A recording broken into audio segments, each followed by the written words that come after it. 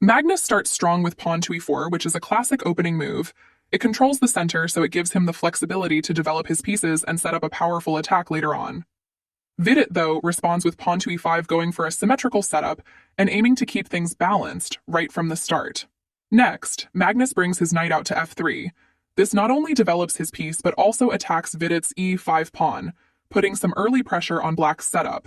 Vidit meets this calmly with knight to c6, defending the pawn and developing his knight at the same time. And here's where things start to get interesting.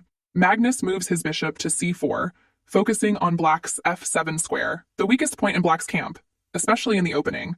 Vidit, however, mirrors him by bringing out his own bishop to c5. So now both players are in a similar position, and they're both ready to attack and defend at the same time.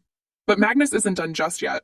On move 4, he decides to up the tension by pushing his pawn to d4. This move directly challenges Vidit's pawn on e5 and opens up the center, which could allow Magnus's pieces to become more active. Vidit decides to capture the pawn with pawn takes d4, maintaining symmetry, but this capture also leaves the center slightly more open. And now, Magnus makes a bold and aggressive move. Knight to g5.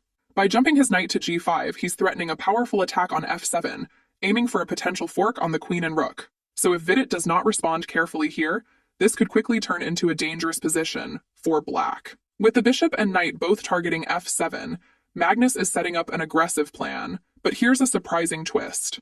Just as the tension was building, Magnus suddenly offers a draw.